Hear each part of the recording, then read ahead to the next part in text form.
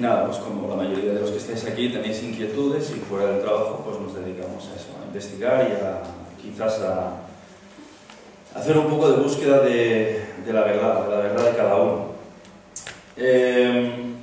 No soy astrofísico, no soy físico, no soy psicólogo, no soy médico. Soy autodidacta en muchas facetas y siempre pido que si entre el público hay un médico, un físico, un astrofísico, alguien especialista en física cuántica o cualquier otro campo y oye alguna expresión mía que no es correcta, que levante la mano y lo diga, ¿de acuerdo? Porque yo estoy aquí para aprender también. Entonces, lo que sí hago normalmente en todas las exposiciones, normalmente no siempre, es que todo aquello que yo digo procuro que sea solvente y por lo tanto tenéis la fuente de información. Y todo aquello que no esté referenciado con fuente de información, pues es de cosecha propia. Así que, solo para presentar un poco la forma que tengo de trabajar, pues es esta. La pregunta tiene tela. Os voy a hacer una pregunta yo, y me gustaría que colaborarais conmigo. Es una pregunta muy personal, o sea que no tenéis por qué contestar, pero para hacer un poquito de perfil de los que estamos aquí, pues voy a hacer 3 preguntas. Y me gustaría que levantarais la mano el que se identifique con alguna de estas 3 preguntas. ¿Cuántos de vosotros creen en Dios? El que sea.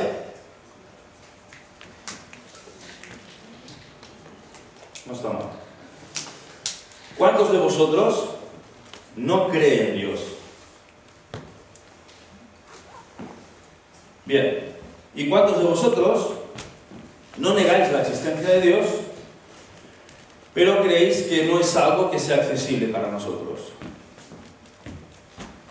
Bueno, bien, ahí me gustan los científicos, los agnósticos, está bien. Bien. ¿Qué es Dios? Dios depende de lo que seáis cada uno de vosotros. Yo os lo voy a plantear desde el punto de vista científico. Una de las especialidades con las que yo siempre he tratado es la física cuántica, porque es una de las ramas de la ciencia que más ha ayudado a la historia a hacer interpretaciones de aquello que no es tangible. Dejadme que haga una referencia antes de que expliquemos esto de aquí sobre el tema de la física cuántica, que ayer se habló sobre este tema, ¿no? Para que se pueda entender un poquito, porque los estudiantes de física cuántica en la universidad siempre pues, lo encuentran como algo muy tosco, ¿no? La física cuántica, para el que no lo sepa, es una rama de la ciencia que sirve para medir todo aquello que no es tangible. No es tangible significa que está, pero que no lo veamos no significa que no esté, ¿verdad? Entonces, la física cuántica estudia sobre todo los saltos energéticos de partículas, y cuando hablamos de partículas estamos hablando a nivel atómico y subatómico. Para dar un poquito de luz a lo que se dijo ayer también, con el permiso de mis compañeras ponentes, hay 2 fenómenos muy rápidos que también necesito explicaros para que entendáis un poquito lo que vamos a decir aquí. En la física cuántica existen 2 fenómenos, más de 2 fenómenos, pero existen 2 fenómenos principales. Uno es la superposición y la otra es el entrelazamiento. El entrelazamiento es muy simple, significa que hay una partícula ubicada en un lugar, en espacio-tiempo, que se modifica a un nivel determinado.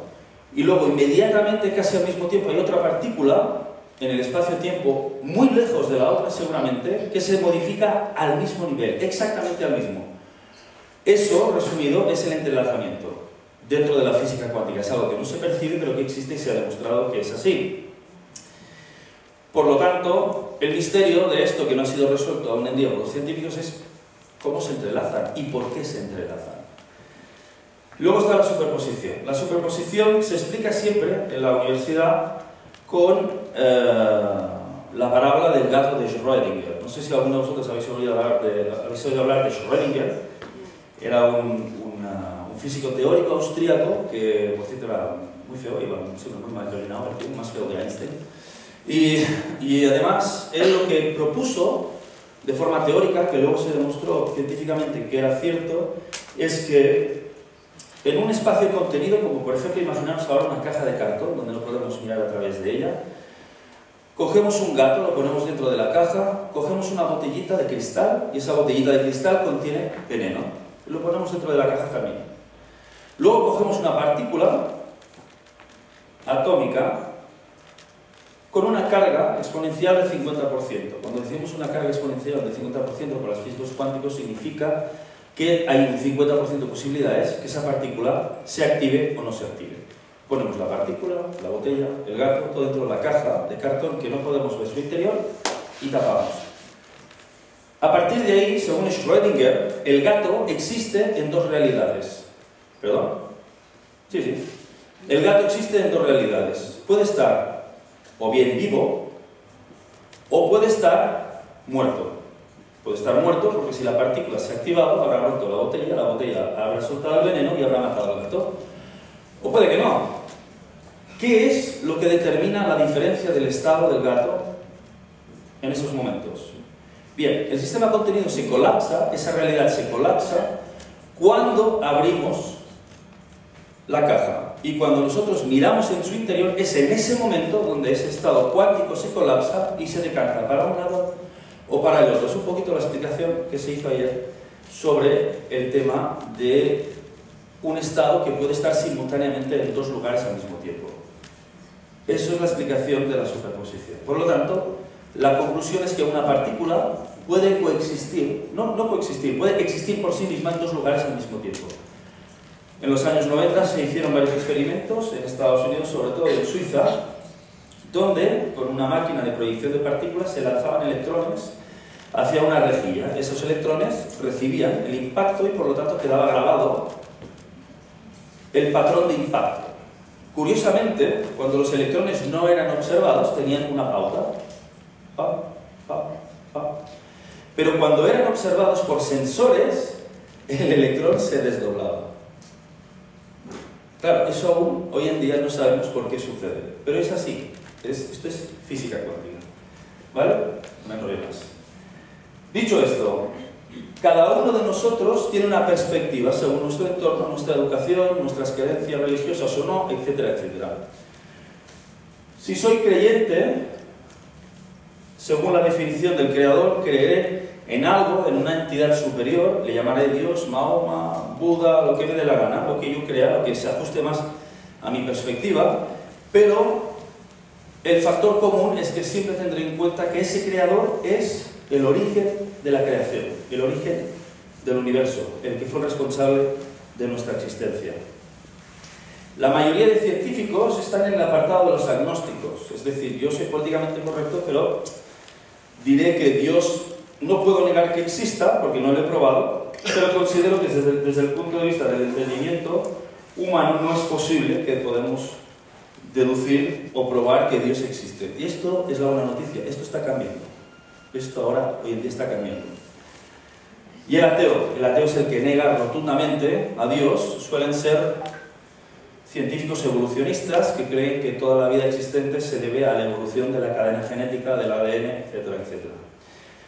Yo no he venido a convencer a nadie aquí, pues espero que cuando salgáis de aquí no salgáis indiferentes. Espero que cualquiera que sea vuestra condición, os miréis la perspectiva o la posibilidad del Creador de otra forma.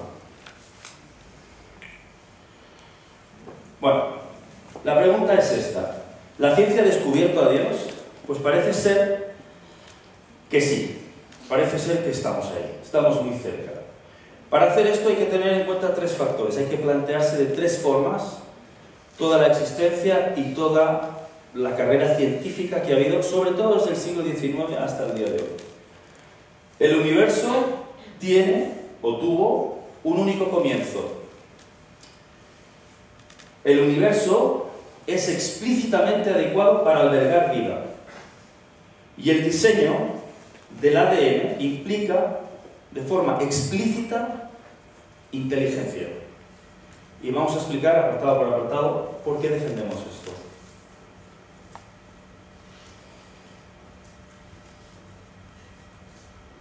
En cuanto al universo que tuvo un único comienzo, tenemos que decir varias cosas. Pero primero, ahora imaginaos que vosotros estáis, pues nada, paseando por la noche en una zona de playa, seguramente que hay menos contaminación lumínica, o en una zona muy alta.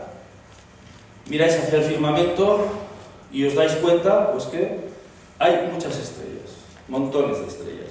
Vuestros ojos solo van a detectar aproximadamente, según los científicos, alrededor de unos 6.000 astros. Es el margen del espectro que vuestros ojos son capaces de ver, por magnitud y por ángulo de visión, ¿vale? Pero, mi querido y estimadísimo telescopio Hubble demostró en su día que el universo está cargado de estrellas y de soles y de planetas. Entonces, el total aproximado es que el universo tiene aproximadamente unos 1.000 millones de trillones de estrellas. ¿Vosotros imagináis lo que es eso? Eso es una brutalidad. O sea, viene a colación a lo que decía antes el anterior ponente, Óscar.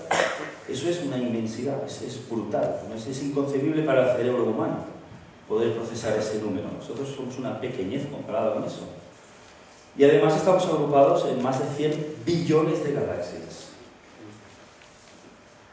Sí es verdad, como decíamos, que a principios del siglo XX muchos científicos creían que la Vía Láctea era todo el universo conocido, ¿no? Después se pudo plantear pues, que no era así, que existían muchas más galaxias que no solamente nosotros. Aún conservamos un poquito ese planteamiento egoísta y egocéntrico, mejor dicho, de que a lo mejor el universo giraba a nuestro alrededor, ¿no? Como habían hecho algunos eruditos antiguos de Alejandría, ¿no? El erudito de Alejandría, que hablamos el otro día. Bien. Y además de eso, tenéis que pensar, como bien sabéis vosotros, y os sonará, en el momento del Big Bang, de la creación del universo, había mucha gente, muchos científicos a principios del siglo XIX y a principios incluso del siglo XX, antes de que Einstein hiciera su incursión en la ciencia y dijera, os estáis equivocando en todo, se creía que la masa, la energía y el tiempo habían estado ahí siempre. Siempre. Habían existido siempre. Y luego se demostró que no era así. Y os diré por qué. Pensad que esta inmensidad, es decir, nosotros es como, la comparación que habría que hacer con nuestra existencia es como un grano de arena en medio de toda la arena que existe en el mundo. De todas las playas del mundo, uno de esos granitos somos nosotros. Ahí estamos. En lo que aparentemente parece la nada, pero que es mucho. Para mí este es el más grande, Edwin Hubble, que en honor a él se hizo el telescopio espacial Hubble de observación. Este señor fue un matemático que lo que hizo es hacer una fotografía cósmica, y dijo, bueno, voy a hacer una fotografía de un momento concreto del universo y vamos a ver en qué posición está. Y ha habido un movimiento de traslación, un movimiento de órbita, un movimiento de desplazamiento, etcétera, etcétera, etcétera. Y además parece ser que efectivamente hay una expansión continua. Teniendo en cuenta todo esto, vamos a hacer una cosa. Voy a hacer marcha atrás. Y hizo un cálculo matemático, desarrolló una fórmula matemática con la que hizo marcha atrás. Y fue posicionando todos los astros hacia atrás, hacia atrás, hacia atrás, hasta que llegó al cálculo cero. Y efectivamente, así de una forma tan simple, entre comillas, demostró que el universo matemáticamente había tenido un principio. Y ahora veremos ese principio. Otro de los grandes hitos de la historia, de la cosmología y de la astrofísica, fue en el año 92 cuando se lanzó el satélite COBE. Y COBE, como lo llaman los norteamericanos, demostró que el universo había tenido un principio y que ese origen el origen del universo se había formado por un gran estallido de luz que correspondía al perfil de una bomba de hidrógeno a lo bestia. Inmensa, brutal, con energía suficiente para llegar hasta el día de hoy. Más agnósticos. Robert Jastrow, este señor fue científico de la NASA hasta el 2008, que murió, pobre, y George Fitzgerald Smooth. Este señor es premio Nobel de Física del año 2006. Lo que tienen en común es que los dos hicieron afirmaciones como esta, ¿no? Jastrow decía, ahora vemos cómo los descubrimientos astronómicos nos llevan a la interpretación, ojo, bíblica del origen de la humanidad. Y se refería al Génesis. Y también Smooth dijo, Smooth además, tengo que decir que fue el responsable del experimento COVID, es decir, fue él el responsable de que se lanzara el satélite COVID. Por eso le dieron el premio Nobel de Física. Y él decía que no había duda que existía un paralelismo entre el Big Bang y la noción cristiana de la creación desde la nada. Y eso es importante, creación desde la nada. Nosotros venimos de la nada. Bueno, aquí se plantearon muchos conflictos. Había gente que decía, no, en el momento de la creación, del estallido, pues claro, ya se creó vida. Y otros decían, no, la vida se creó mucho después. Además, luego se catalogó la antigüedad del universo. Nuestro universo se ha calculado que tiene unos 13.800 millones de vida, de antigüedad. Cuando os pongo estos ejemplos de los agnósticos es para que os deis cuenta que la evolución de los descubrimientos en astrofísica y en cosmología cada vez empujan a los científicos a tener que aceptar cada vez más que a lo mejor sí hay un diseñador, a lo mejor sí hay un, ¿cómo le quieres llamar? Creador, superintelecto, máquina, ¿cómo le queréis llamar? Llamadlo como queráis, pero parece que hay alguien o algo que en su momento dijo, ahora es el momento preciso, ahora va a estallar el universo y ahora va a salir la vida. Hawking, precisamente, Stephen Hawking, ¿no? Todo el mundo sabe quién es Stephen Hawking. Aquí el coleguita se lo pasa muy bien. Esto es un viaje que se hizo con uno de estos aviones que hace vuelos orbitales y que llegan hasta muy arriba, bajan de golpe y anulan el efecto de la gravedad. Pues esto fue un regalo que le hicieron en la Universidad de Oxford, le pagaron un viaje para que se lo pasara bien el hombre, creo que se lo merece. Stephen Hawking dijo, haciendo varios cálculos matemáticos y en una de sus tesis finales, que en el momento de la creación del universo, si el estallido hubiera sido, escuchad bien, una millonésima parte, una millonésima fracción de un segundo antes, el universo no habría tenido energía suficiente y se habría vuelto a colapsar. Pero es que si hubiera sido una millonésima fracción de segundo después, el universo se habría desperdigado y no tendría la forma que tiene hoy. Y esto es científicamente probado. Por lo tanto, teniendo en cuenta todo esto, tenemos que decir que las probabilidades de que se produzca vida al azar, ¿sabéis de cuánto es? No os lo imagináis. Yo cuando lo estudié esto dije, no puede ser. Esto es imposible.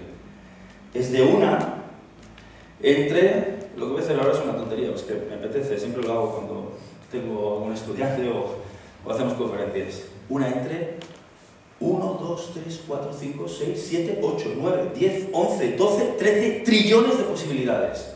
Una entre 13 trillones de posibilidades hay de que se produzca vida al azar. Y dices, bueno, ¿esto cómo es posible? Ahora lo vamos a explicar. Es como decir que un ciego encuentra un grano marcado específicamente en medio de toda la arena del mundo. ¿Vale? Yo cojo un rotulador microscópico, marco ese granito con el color rojo y le digo al señor ciego, le digo, búscalo. Y el tío llega y dice, aquí, en medio de toda la arena del mundo. Es una posibilidad entre infinitesimal casi. Bien, por eso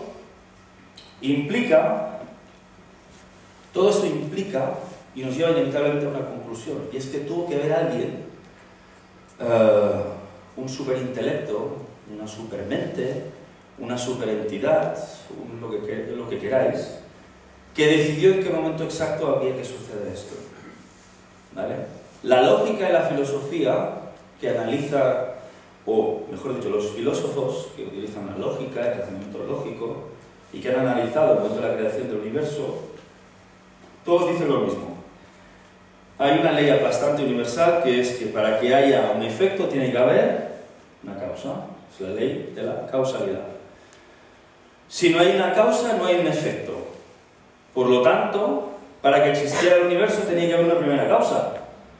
Porque si no había una primera causa, no había un efecto, no había una segunda causa ni otro efecto, y así vamos avanzando. Por lo tanto, no existiríamos nuevamente.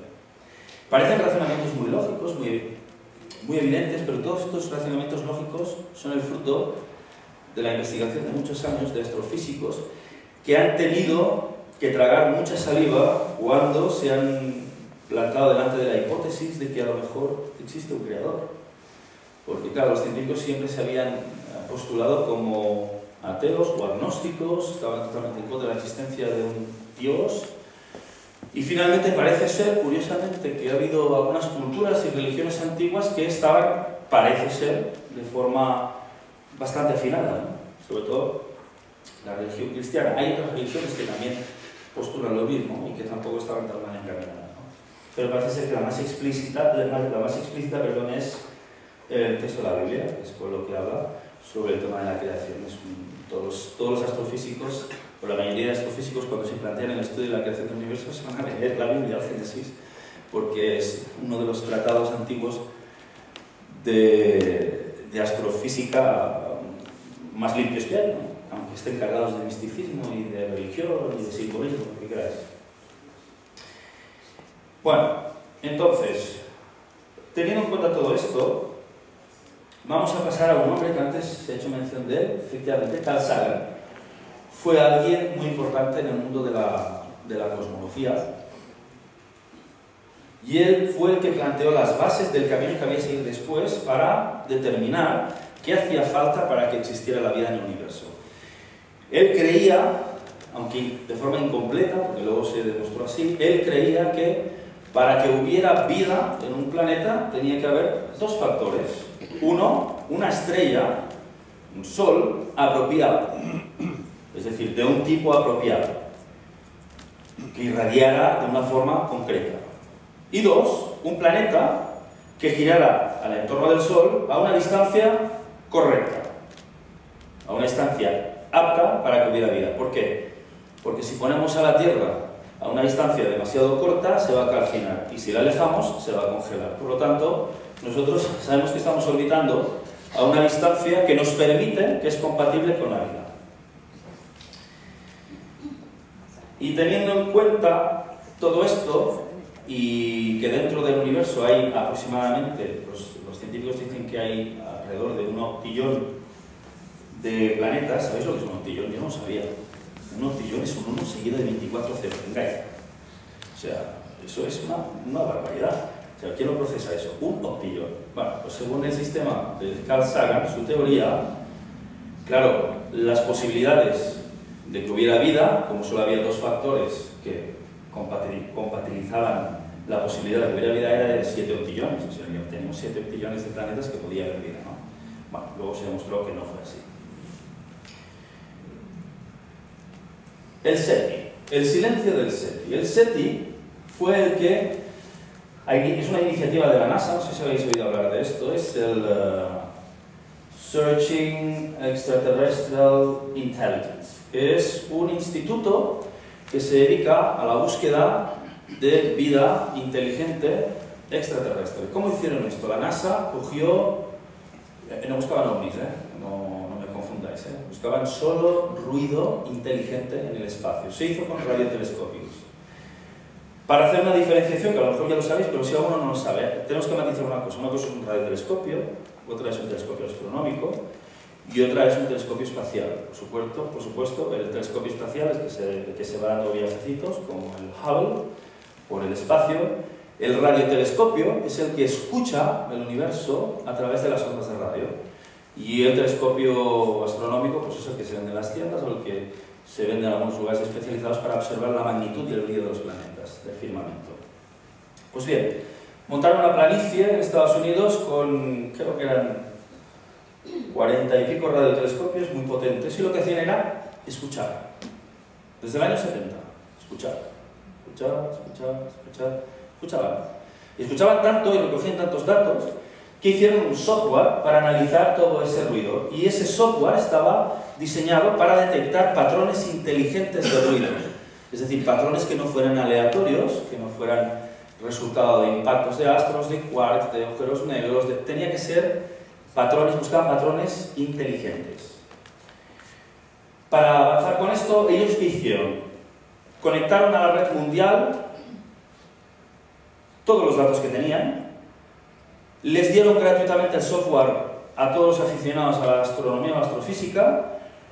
Tú aún hoy en día te puedes conectar a la página del SETI y descargar el software, y tu ordenador lo que hace con el software es analizar todas esas porciones de ruido que ellos no han podido analizar en el centro SETI porque hay demasiada información. Entonces, ¿qué hacen? Tienen millones de personas analizando ruido constantemente. Pero claro, la pregunta es, oye, desde el año 70, ¿cómo va esto? ¿Habéis oído algo? Ya lo veis, res, nada, niente, nada, cero, nada. Hubo un famoso wow, ¿os acordáis? El wow, que se identificó como un patrón inteligente, pero finalmente se descartó porque parece ser que correspondía a otra cosa, no lo recuerdo muy bien, a un cuarto o algo así. Vale. ¿Por qué hay tanto silencio en el SETI? Si son tantos millones y billones de galaxias y...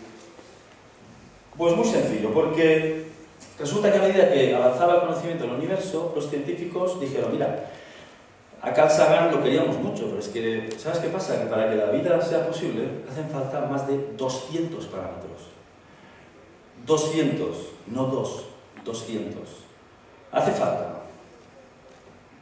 Por ejemplo, en un sistema solar que tenga una estrella apropiada, que un planeta gire a una distancia óptima, que además tenga un planeta enorme con un poder gravitacional que atraiga a todos los asteroides que llegan de otras partes del universo o cerca de su propia galaxia. ¿Os suena? Júpiter. Júpiter es nuestro escudo natural en el sistema solar. Es el que lleva todas las hostias. Todas las hostias se las lleva él. Luego, dentro de nuestro planeta, nuestro bonito planeta azul, como lo llaman, tiene que haber agua, tiene que haber los elementos básicos de la tabla periódica de elementos, se tiene que producir oxígeno, nitrógeno, helio, etcétera, etcétera. ¿Vale? Todos estos parámetros los aumentas hasta más de 200 y la proporción de esos 7 octillones que decía Carl Sagan al principio bajan a unos miles. A unos miles. ¿Vale?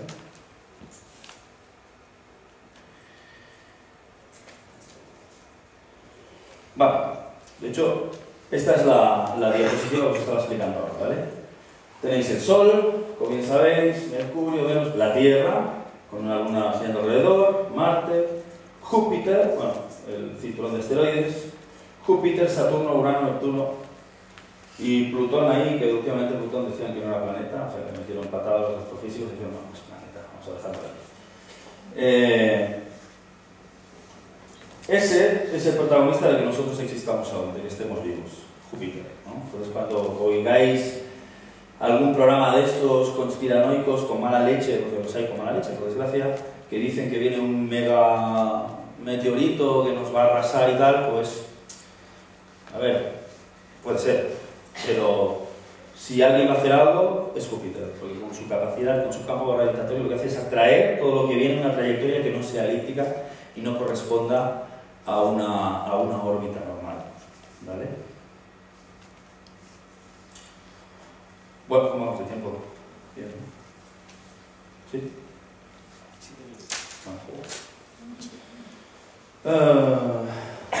Este señor es John Lennox y este hombre dijo que, bueno, veis, es doctorado en matemáticas, es doctor en matemáticas, profesor de la Universidad de Oxford. Este señor hizo un cálculo matemático y dijo que cuanto más sabemos sobre el universo, más credibilidad gana la hipótesis de la existencia de un creador, como a la explicación más sensata del por qué estamos aquí. Y eso, lo siento para los ateos, los agnósticos, pero para mí hace falta tener mucha más fe para ser ateo y agnóstico, después de estudiar todo esto. De hecho, tengo que explicar con justicia que yo era agnóstico, las cosas como sean. Yo me decanto por la ciencia, pero digamos que hace unos años que ya soy creyente, no ferviente religioso, pero soy un creyente en que algo hay seguro. Estoy seguro de ello, es mi convicción, ¿vale? Por tanto, ya he dejado de ser agnóstico hace tiempo. Pero creo que para ser agnóstico y para ser ateo hace falta más fe que para ser creyente. Es mucho más difícil. Hay que meterle muchas más ganas para decir, no, esto es una casualidad, es como si te tocara la lotería, pues no, nada de eso. Hay que profundizar en estos conocimientos y darse cuenta de que en toda esa inmensidad no es tan fácil que haya vida. A lo mejor el tema de ¿estamos solos? Bueno, no estamos solos, seguramente no, pero no tenemos muchos vecinos, la verdad, seguramente. Y este señor, este también es uno de los grandes, Francis Crick, biólogo y premio Nobel de Medicina del año 62. Este señor tuvo, con perdón, tuvo las pelotas, después de ser uno de los co-descubridores del ADN, de la secuencia del ADN, es el que contribuyó luego a que se pudiera hacer un mapeado y contribuir al genoma humano. Este señor tuvo las pelotas de decir que el código genético revela tanta inteligencia en él, que no podía ser fruto del azar, ¿no? Que no podía ser algo, es decir, que superaba cualquier tipo de imaginación. Es más, tenía un detractor que antes lo he mencionado, Richard Dawkins, que es un evolucionista, es uno de los que... Bueno, Richard Dawkins, este hombre, no lo dejan entrar en el Vaticano porque hizo un libro que decía asesinando a Dios, ¿no? Y, en fin. Entonces, claro, hizo un tratado bastante bueno, por cierto, a nivel de genética y de evolucionismo, la verdad, bastante bueno, pero es un anti-Dios, ¿no? Es un científico que cree que Dios no existe y que todo esto es una falacia y que toda la existencia que tenemos es debida a la evolución. Y toda la evolución es debida al avance y a las mutaciones de nuestro propio ADN, de nuestra propia genética, ¿no? Un tipo interesante, pero la verdad es que muy contundente. Bueno, pues como os decía, ¿no? Crick descubrió la complejidad del ADN y además tuvo las narices de decir que la complejidad de su estructura no se pudo desarrollar de forma natural en la Tierra. Venga, ya la veréis. Premio Nobel del 62. El problema es que nadie se lo ha rebatido nunca. Ese es el problema. Entonces, claro, añadimos un poquito más al hecho de, bueno, entonces esto no es azar. Pues alguien realmente dijo, pues claro, vamos a Darwin. Venga, vamos a Darwin. Darwin, ¿qué hizo? Hizo una aportación muy interesante al tema evolutivo del ser humano. Pues nosotros venimos del simio, vamos hasta los Prolepithecus, creo, si me equivoco, corrígeme. Luego al Neandertalis y al Sapiens sapiens, que somos nosotros. Vale, ¿cuál es el origen? ¿Pero cómo se originó? ¿Qué condiciones hubo para que se originara la vida? ¿De dónde salió eso? No se sabe. Ni él lo sabe. Sí que se han encontrado organismos muy básicos que tienen estructuras neuronales básicas, como pueden ser las amebas, los paramecios, que esto lo hablamos el año pasado, pero no se sabe. Nadie sabe cómo salió de ahí la vida. Y además, encima, para complicarlo más, estamos los hombres y luego te pasa un elefante por delante y dices, ¿y qué me parece yo a este? Digo, ¿y por qué hay tanta diversidad en el mundo a nivel natural? ¿Por qué hay tantas especies naturales diferentes? ¿Por qué hay reptiles? ¿Por qué hay aves? ¿Por qué... Oye, ¿por qué ha evolucionado hacia arriba? Yo estoy aquí sentado, podría volar yo también, ¿no? Claro, todo esto no tiene explicación. Hay un segmento de la historia, de la antropología y de la creación que no se ha podido explicar. Y eso, claro, crea más dudas aún. Bueno, os decía, el código genético revela tal grado de inteligencia que supera la imaginación. Y el comportamiento que tiene, el lenguaje del ADN es un lenguaje muy complicado. Hasta Bill Gates dijo una vez, es que el ADN es tan complejo que supera cualquier software que nosotros hayamos creado jamás y jamás llegaremos a crear. O sea, la complejidad en sí misma, quiero que entendáis esto, implica intrínsecamente que tiene que haber un diseño inteligente, que eso no es azar, es imposible. Es imposible. Esto es una secuencia de ADN con puntos. Wow. Y esto es nuestro precioso universo, ¿no? La conclusión de todo esto es que el universo en su inmensidad es tanto más complejo que nuestro propio ADN. La respuesta está dentro de nosotros, pero es que también está allí fuera. Cada vez que penséis en eso, cuando miráis el firmamento, pensad que para que el firmamento se mueva con esa armonía y esa precisión, no pudo ser fruto del azar. Muchos científicos, entre ellos, dicen que ellos tienen su propia religión, y es creer en esa armonía y en esa precisión matemática del movimiento. de la creación, de la evolución. Hay gente que también decía, Hawking postulaba que a lo mejor había más de un universo, que era así y tal, pero eso jamás ha sido demostrado y es una teoría que la verdad es que no ha recibido ningún apoyo científico. Pero sobre todo, cada vez que vienes para arriba, pensar, hostia, como aquel el principio filosófico, ¿no? Lo que está arriba es como lo que está abajo, ¿eh? Esto viene del Antiguo Egipto. Y por lo tanto, recordad eso, ¿no? Que cuando veáis tanta complejidad arriba, también miraos a vosotros, porque nosotros somos infinitamente más complejos que cualquier otra especie y nuestra propia existencia es un auténtico milagro, y más que un milagro es un encubrimiento de que realmente no fue azar.